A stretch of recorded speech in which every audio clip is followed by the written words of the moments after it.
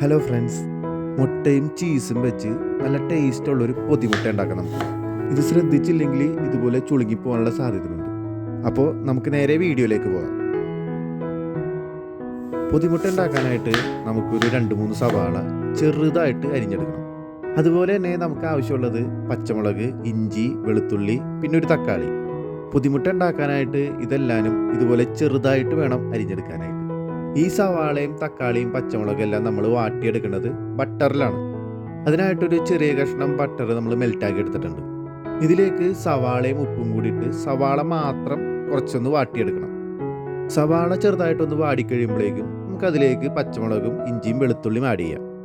ഇതെല്ലാനും ഒന്ന് വാടിക്കഴിയുമ്പോഴേക്കും നമുക്കതിലേക്ക് നമ്മുടെ പൊടി ഐറ്റംസ് ആഡ് ചെയ്യാം. പൊടി ഐറ്റംസ് എന്ന് പറയുമ്പോൾ അധികം പൊടി ഐറ്റംസ് ഒന്നുമില്ല.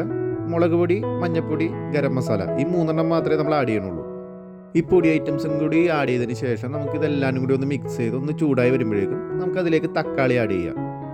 ഇതെല്ലാനും ഒന്ന് ചെറുതായിട്ട് വെന്ത് വരുമ്പോഴേക്കും നമുക്കതിലേക്ക് ടൊമാറ്റോ സോസും കൂടി ആഡ് ചെയ്ത് നന്നായിട്ടൊന്ന് മിക്സ് ചെയ്ത് വെക്കാം. നമ്മുടെ മസാല റെഡി ആയിട്ടുണ്ട് ഇവിടെ. ഇനി നമുക്ക് പൊതിമുട്ട പൊതിയാനായിട്ടുള്ള മാവ് തയ്യാറാക്കാം. അതിനായിട്ട് ഞാൻ എടുത്തേക്കുന്നത് മൈദപ്പൊടിയാണ്. മൈദപ്പൊടി അല്ലെങ്കിൽ ഗോതമ്പൊടി എടുത്താലും മതി.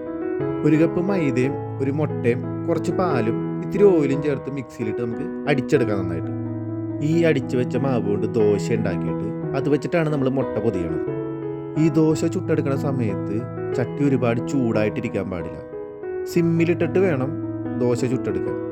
നന്നായിട്ട് ചൂടായിട്ടിരിക്കുന്ന ചട്ടിയിലേക്ക് നമ്മുടെ മൈദമാവ് ഒഴിച്ചു കഴിഞ്ഞിട്ട് നമ്മൾ കയ്യിൽ വെച്ചിട്ട് ഇങ്ങനെ ചുറ്റിക്കുമ്പോൾ അത് പെട്ടെന്ന് നമ്മുടെ കയ്യിൽ തന്നെ ഒട്ടി അത് ചുളുങ്ങിപ്പോകാനുള്ള സാധ്യതയുണ്ട് മൊത്തത്തിൽ.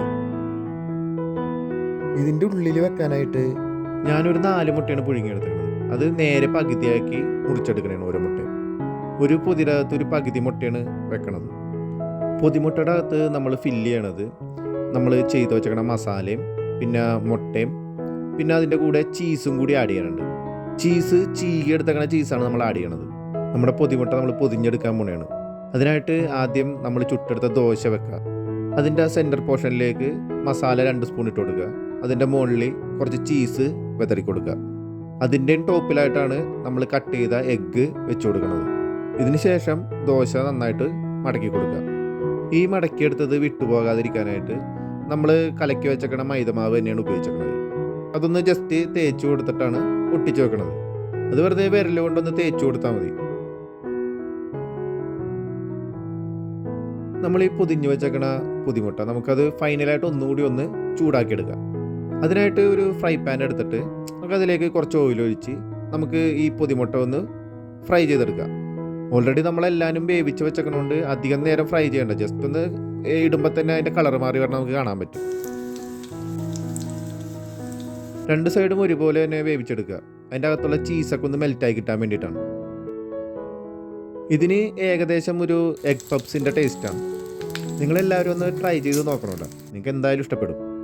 നിങ്ങൾക്ക് ഈ വീഡിയോ ഇഷ്ടപ്പെട്ടാൽ എല്ലാവരും സബ്സ്ക്രൈബും ലൈക്കും ചെയ്യാൻ മറക്കല്ലേ.